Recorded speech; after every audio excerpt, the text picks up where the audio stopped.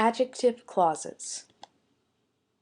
For more information, there are 4 charts in your textbook. We're now beginning Chapter 12.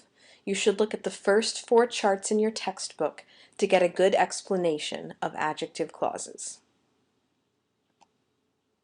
First of all, what is a clause? A clause is a group of words with a subject and a verb. There are 2 kinds of clauses, independent clauses and dependent clauses. Independent clauses can stand on their own. They do not need to be attached to another clause. For instance, I like Ashley's class. What's the subject? I. What's the verb? Like. Subject, verb, and that's a complete sentence. Independent clauses are also known as sentences. Dependent clauses, on the other hand, cannot stand alone. They do not form complete sentences, but they still have a subject and a verb. For instance, because he was late. What's the subject? He. What's the verb? Was. But of course, this clause does not form a complete sentence. We would need something else in order to make it a complete sentence. For instance, we could say, I couldn't attend the party because he was late. We need an independent clause attached to it. Today, I am going to tell you about a particular kind of dependent clause, known as an adjective clause. An adjective clause is a dependent clause that acts as an adjective. So it's a group of words with a subject and a verb that collectively act as an adjective. Adjective clauses begin with relative pronouns. The most common relative pronouns are who, which, and that.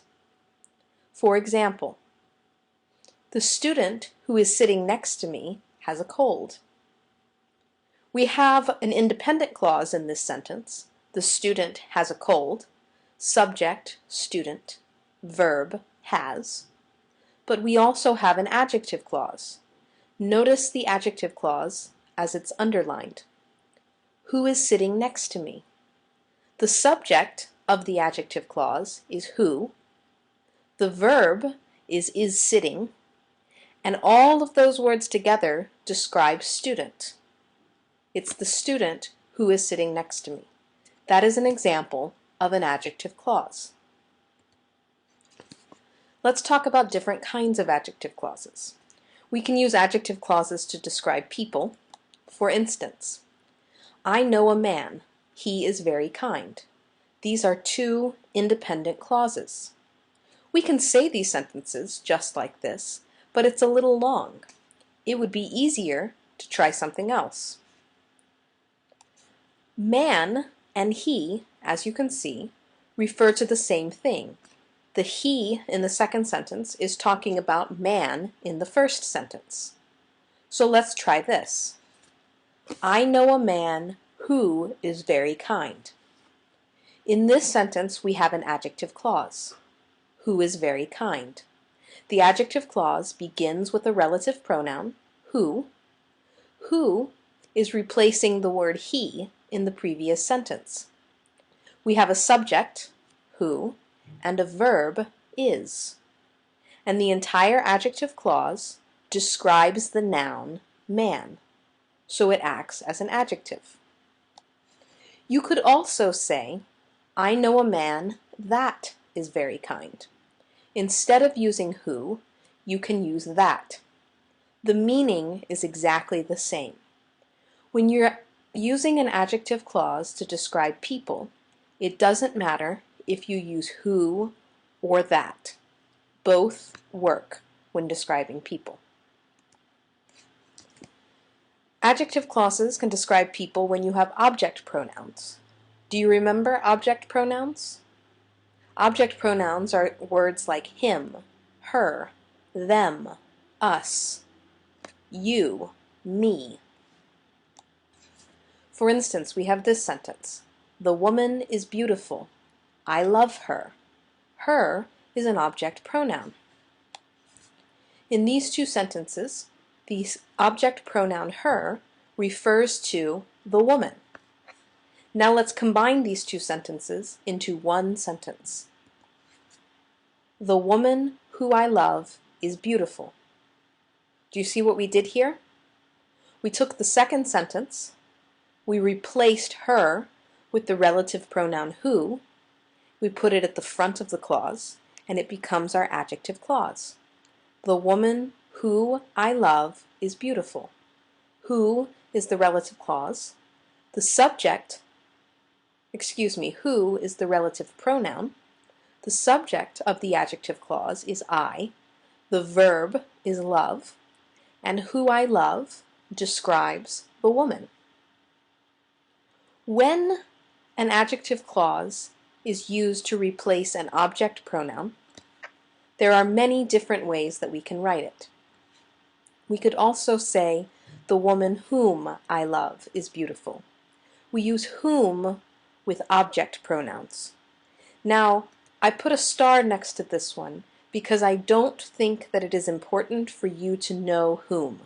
If you would like to know this word, you are welcome to learn it, but we don't use this word very much anymore in English, so I don't think it's important to know it. You could also say, the woman that I love is beautiful. Remember, when you're talking about people, you can use who or that. Both are the same. Or you could delete the pronoun. Why can you delete the pronoun here? You can delete the pronoun because we already have a subject and a verb. An adjective clause must always have a subject and a verb. If you don't have a subject, then you must have a relative pronoun. Let's look at some more examples. Adjective clauses can also describe things, not just people. For instance, the book is boring. It is sitting on the table. In these two sentences, it refers to the book. Now let's combine these sentences into one sentence with an adjective clause. The book which is sitting on the table is boring. Which is sitting on the table is an adjective clause which refers to the book. Which is the relative pronoun that we use when we're describing things. It's also the subject of the adjective clause. And the verb is sitting. All of these words together describe the book. We could also say the book that is sitting on the table is boring. Please keep in mind that we can use which or that with things. That can be used with both things and people. Another example, this one with an object pronoun. The glasses are broken. He is wearing them. In these two sentences, them refers to the glasses. Now let's combine these two sentences into one sentence with an adjective clause. The glasses which he is wearing are broken. Which he is wearing is an adjective clause describing glasses. We have a relative pronoun, which, the subject, he, the verb, is wearing, and all of those words together act as an adjective to describe the noun glasses. We could also say, the glasses that he is wearing are broken. Or we could simply delete. The glasses he is wearing are broken. We can delete the relative pronoun because we have a subject and a verb. Now it's your turn. Read the following sentences. Try to combine each group of sentences into one sentence with an adjective clause. There are many possible answers for each sentence.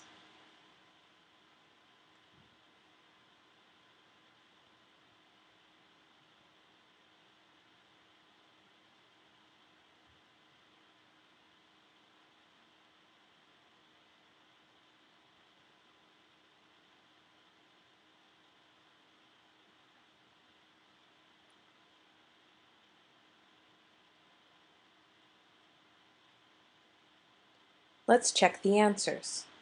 For the first group of sentences, I met a woman. She lives in New York. She refers to the woman. Since this is a person, we want to use who or that. And it's a subject pronoun, so we cannot delete it from the sentence. So we want to say, I met a woman who lives in New York. Who replaces she. It's the subject of the adjective clause. Lives is the verb, and all of these words together describe woman. We can also say, I met a woman that lives in New York. Both sentences are correct. For the next group of sentences, the park was very pretty. I visited it yesterday. It and the park refer to the same thing. So we're talking about a thing now, not a person, so we need to use which or that. Which is going to replace it. So we say, the park, which I visited yesterday, was very pretty. Which is the relative pronoun.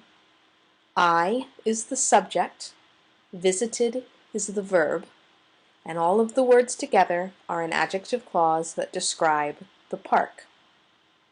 We could also say, the park that I visited yesterday was very pretty. And finally, we can delete the relative pronoun because it was replacing an object pronoun, and so we have a subject and a verb. I visited yesterday works because we have a subject and a verb, so we don't need a relative pronoun. For more practice, please do exercise 6 on page 323, exercise 12 on page 325, and exercise 17 on page 328.